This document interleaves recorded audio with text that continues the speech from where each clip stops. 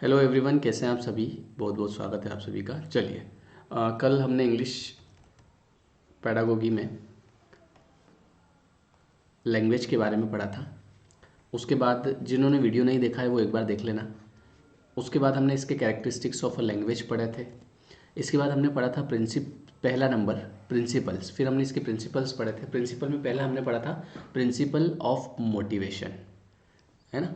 और इसके बाद हमने इसमें इसके अंदर कुछ टेक्निक्स पढ़ी थी जो हम बच्चों को जो मोटिवेट करते हैं, तो उनकी कुछ टेक्निक्स थे, जैसे कि अराउजिंग टेक्निक्स, है ना। अराउजिंग टेक्निक्स का मतलब जैसे कि उनको visual device, audio visual device, जैसे कि अराउजिंग नाम कैसे पड़ा।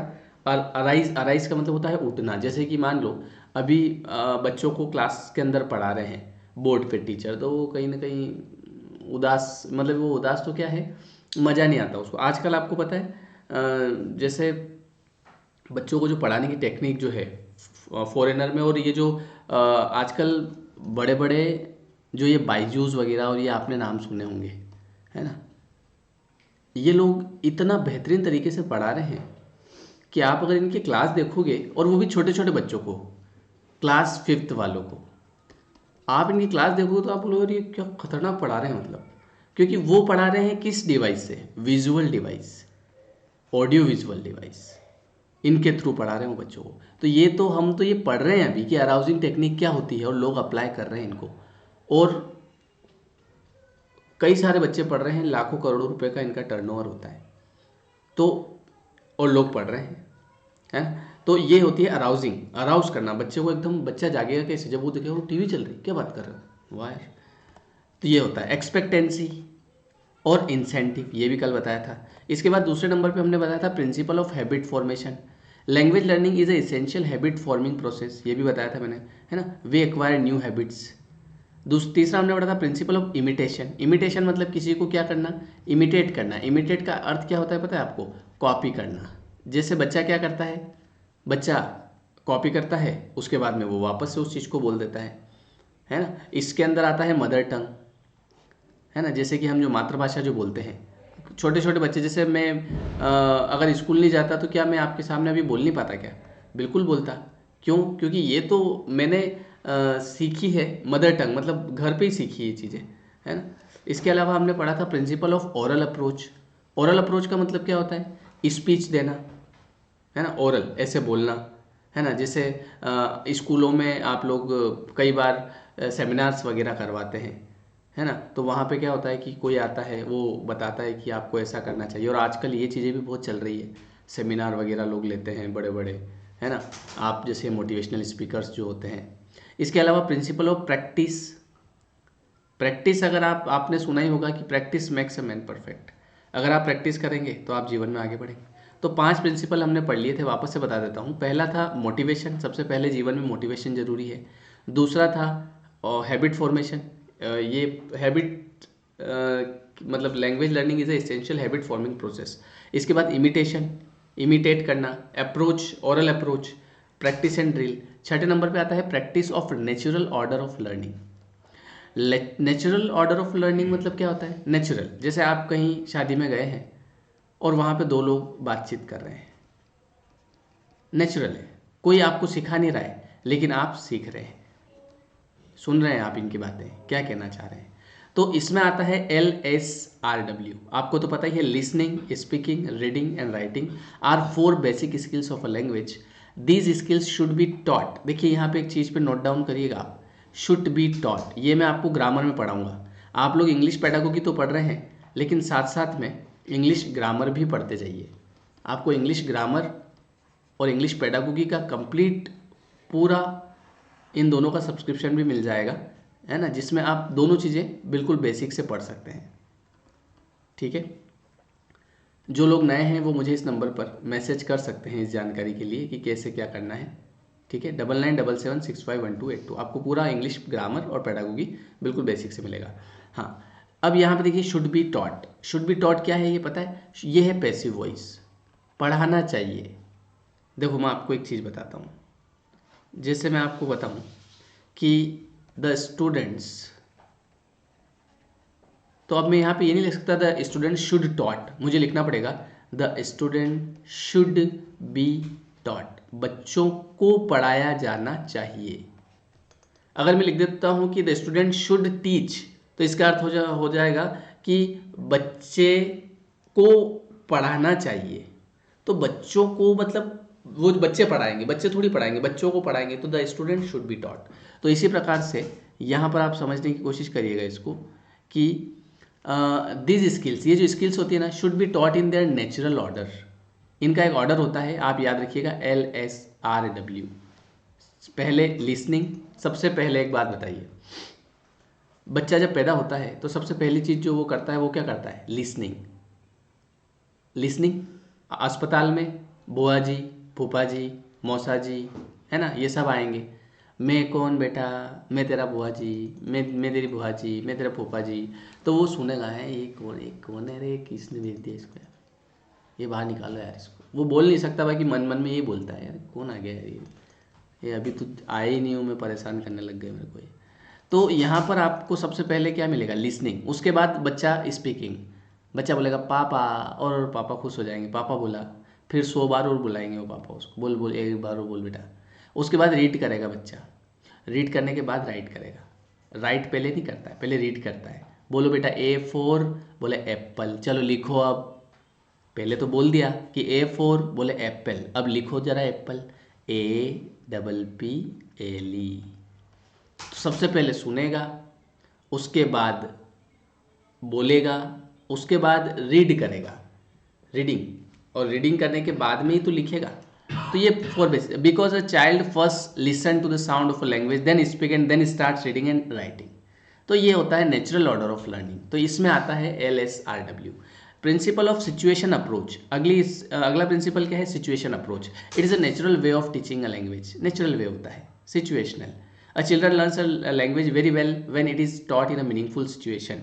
अगर आप उसे एक मीनिंगफुल सिचुएशन में समझाएंगे तो बहुत ही ईजी वे में वो उसको लर्न कर लेगा। Situation can be created with the help of the object, pictures, gestures and action. आप लोग आप आजकल देख रहे होंगे कुछ लोग जैसे यूट्यूब पे वीडियो बनाते हैं, जैसे कोई गवर्नमेंट स्कूल में पढ़ाता है, वहाँ पे वो क्या करता है कि बच्चों को नए नए तरीके से सिखाता है ना, जैसे कि वो पिक्चर के माध्यम से, है ना। आजकल शायद आपकी जानकारी में तो नहीं होगा, लेकिन कई सारी इतनी ज़्यादा ऑनलाइन जो है ऐप हो गए हैं जिनके माध्यम से बच्चों को पढ़ाया जाता है। और उनमें इतना बढ़िया, जैसे मेरी एक गुड़िया है छोटी काव्या, उसके लिए मैं जो है क्लासेस करवाता हूँ, मैं कभी आपको बताऊँगा। तो मैं क्लासेस करवाता हूँ तो उसको इतना बढ़िया तरीके से पढ़ाते हैं वो। मैं आपको थोड़ा सा रुको बताता हूँ, मेरे पास पढ़ा होगा, एक सेकेंड, अभी हाथों हाथ बताते हैं, आपको पता चलेगा कि कैसे क्या करते हैं। एक सेकेंड, चालू करना चार्जर। देखो, मेरे पास कुछ वीडियो पड़े होंगे तो इससे आपको थोड़ा सा समझने में ठीक रहेगा।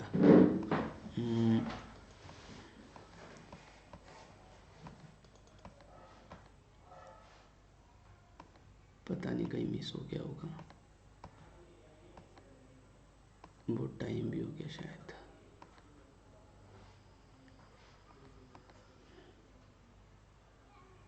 यहीं पे कहीं पे था शायद, ये होगा, देखो।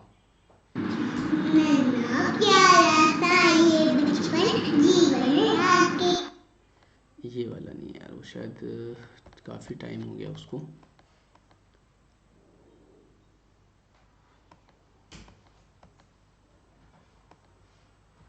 चलिए कोई बात नहीं, फिर मैं लेके आऊँगा कल, आपको ज़रूर बताऊँगा, उससे आपको पता चलेगा कि मतलब क्या चल रहा है आजकल। ये रहा देखो शायद।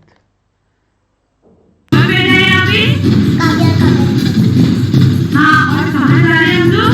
जंगल घूमने जा रहे हैं। कहाँ पे? ये going to a jungle safari. Very good. तो अब आप मुझे बताओ कि काव्या आसपास मम्मा को क्या बोल रही? बाय मम्मा, we are going. ये आपने देखा कि ये जो मैम है ये कैसे पढ़ा रहे हैं बच्चों को, बढ़िया मस्ती आ रही है, देखो साउंड बज रहा है पीछे न, अपन अपने छोटी को कैसे पढ़ा रहे हैं। दे झापट की उसके एक चक्कर आ गए बेचारे को, आधे घंटे तक तो वो ये सोच रहा है कि यार ये भगवान कहाँ भेज दिया मेरे को यार।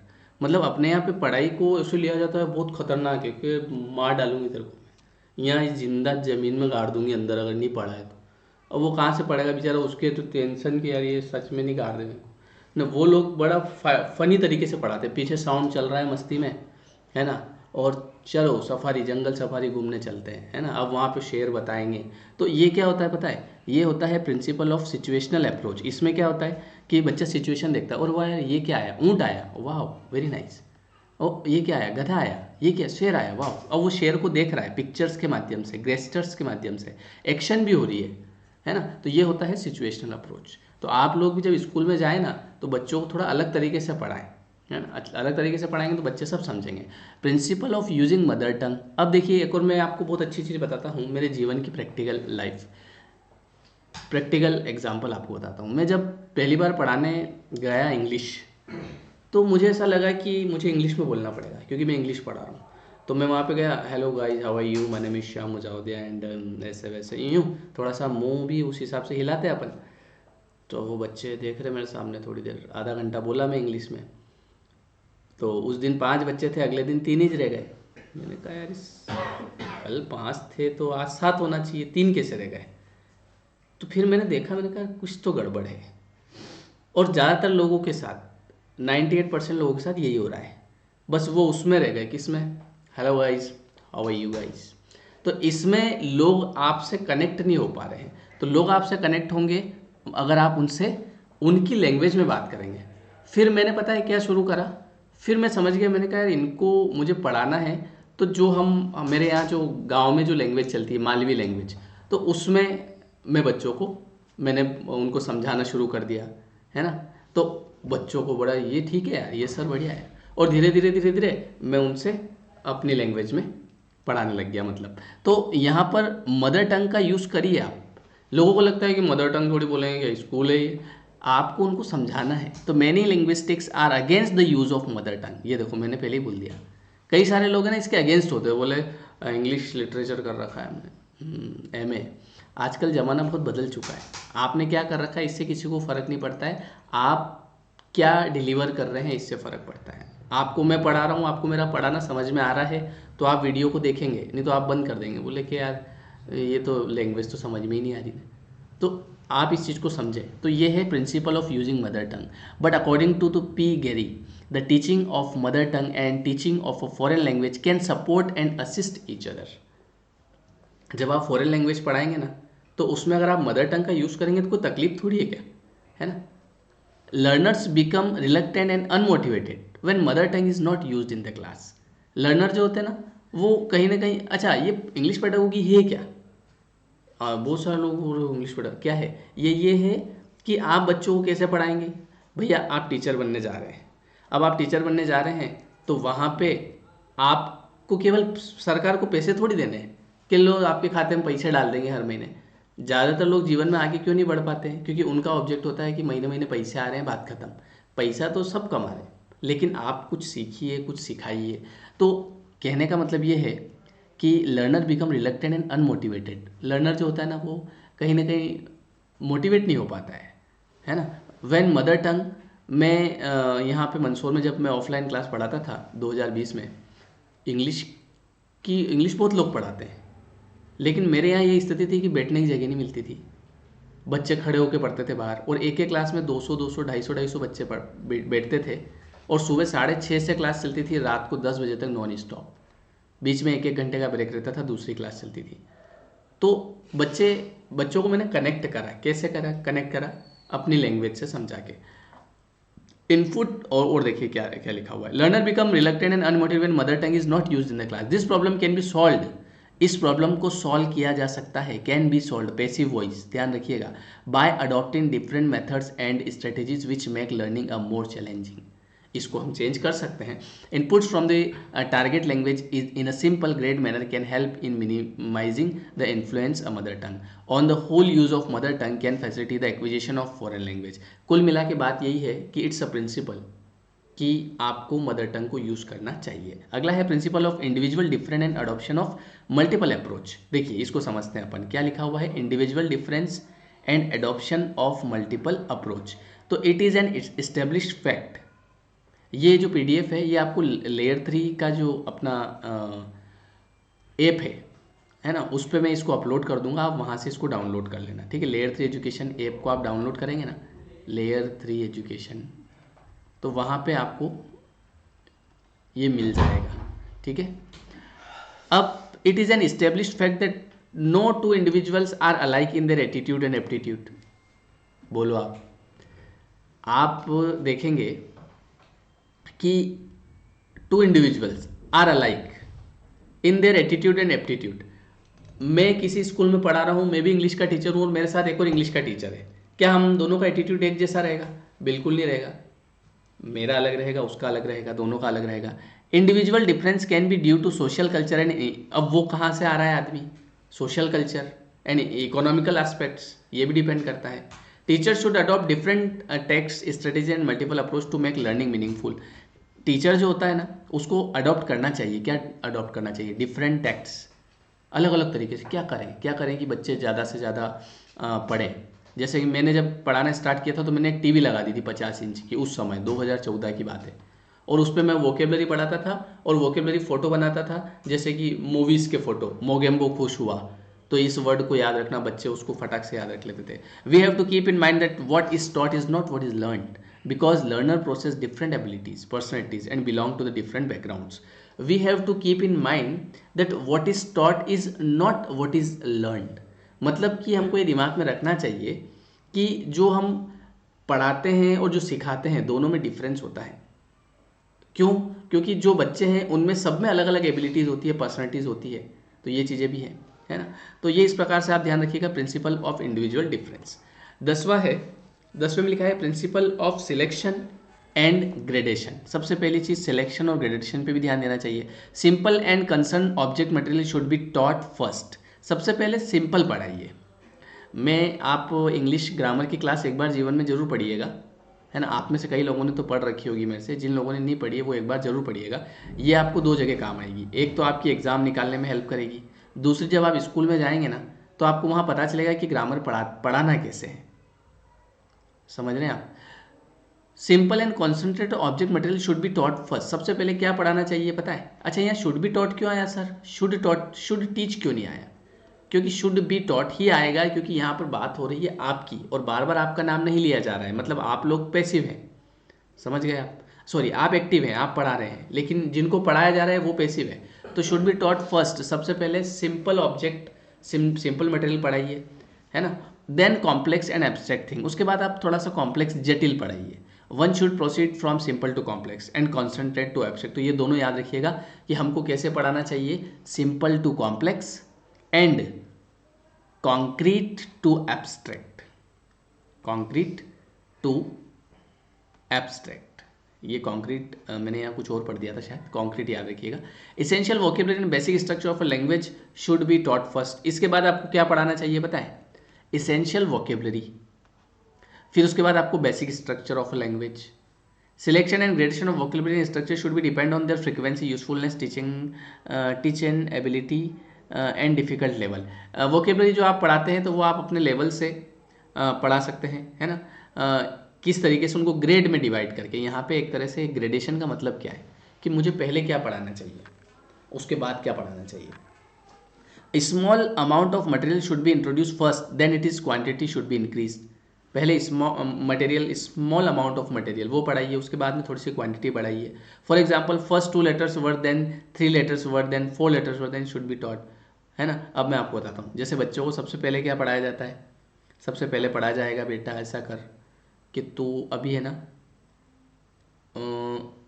गो वाला चला है ना, जैसे एक मिनट का रहेगा, हाँ ये GO गो है ना, MO मो, ऐसे।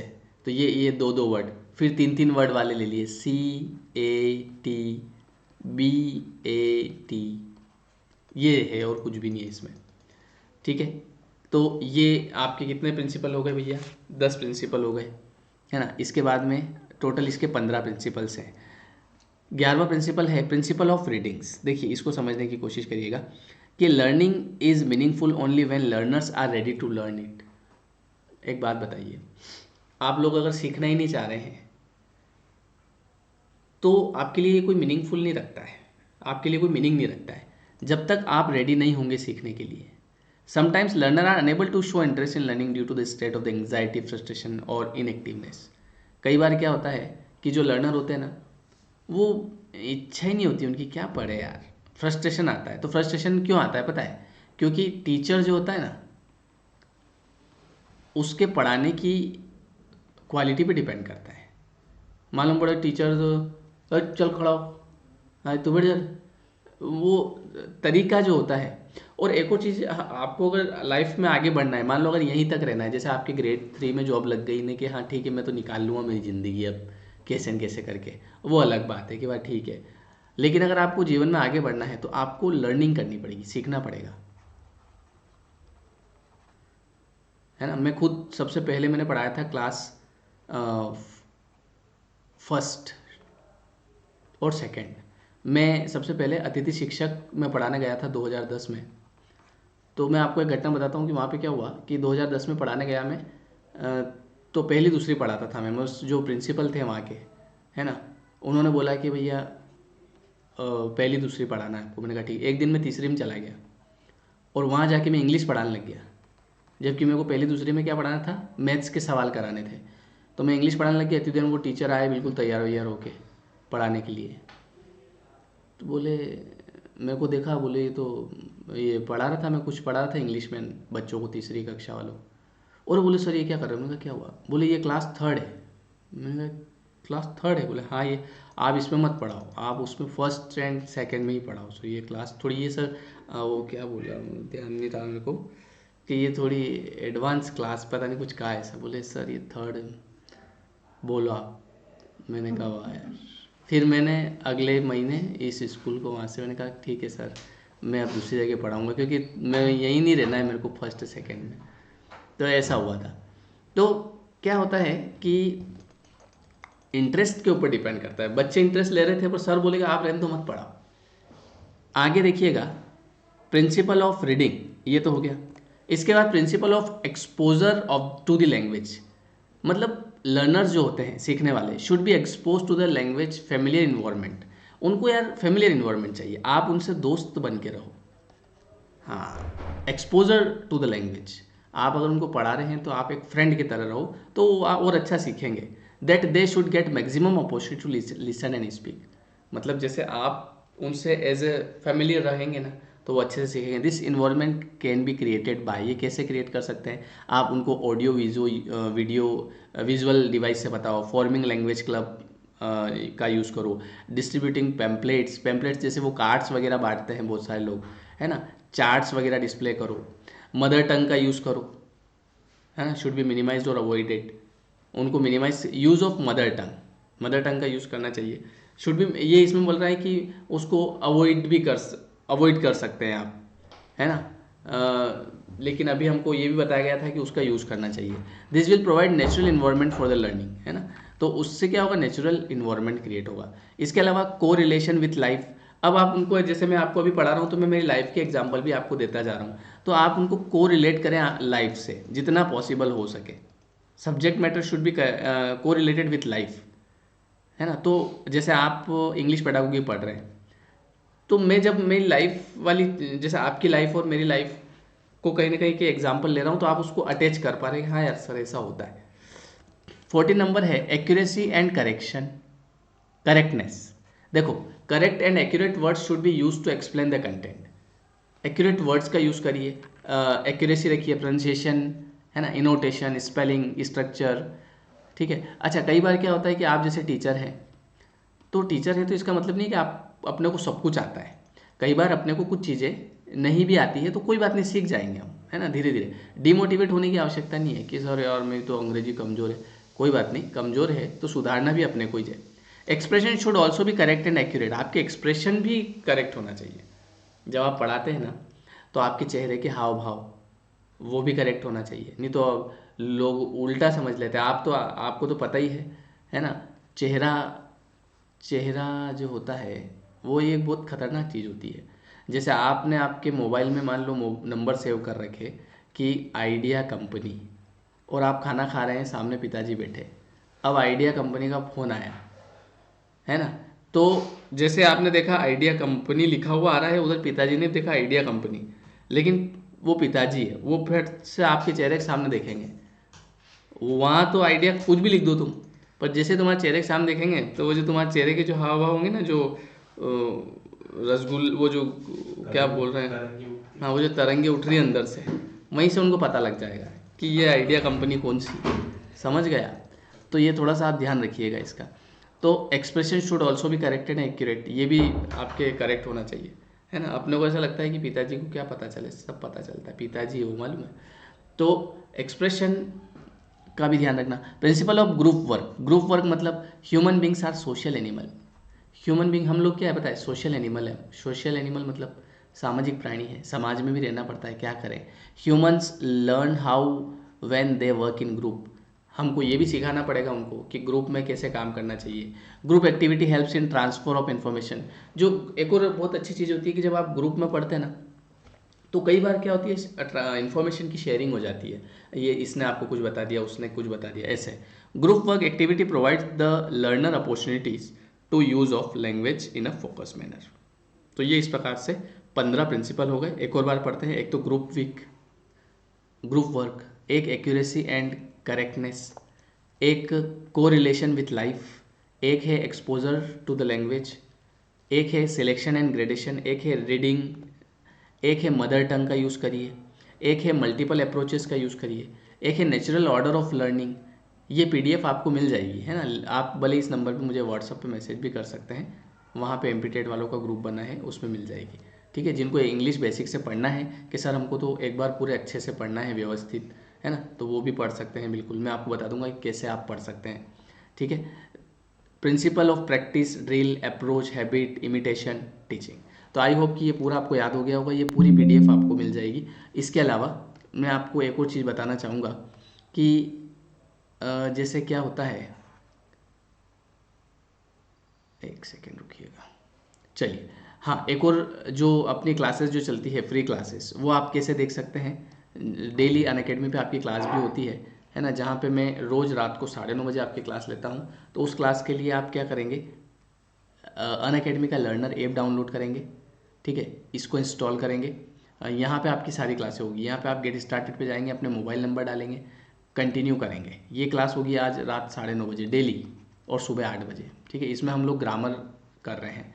कॉम्पिटिटिव टेस्ट प्रिपरेशन के अंदर आप जाएंगे, इसके अंदर आप यहाँ पर जाएंगे स्टेट पीएससी के अंदर, इसमें आप जाएंगे एमपीपीएससी एंड व्यापम के अंदर, और यहाँ से आप इस फ्री लाइव क्लास को क्लिक करेंगे और यहाँ पे कोड मांगा जाएगा, तो आप कोड लगाएंगे श्याम3 लाइव, ठीक है। तो आप इस क्लास को देख पाएंगे। ये क्लास रोज़ शाम को 9:30 बजे होती है, जिसमें हम प्रैक्टिस क्वेश्चन करते हैं डेली 20। तो इस क्लास को अगर आप देखेंगे तो आपको बहुत हेल्प मिलेगी, ठीक है। चलिए, ओके गाइस, तो मिलते हैं हम लोग नेक्स्ट वीडियो में। ये वीडियो कैसा लगा आप मुझे कमेंट करके ज़रूर बताइए, क्योंकि आपके कमेंट की वजह से ही मैं अगला वीडियो बनाता हूँ, ठीक है। Thank you so much.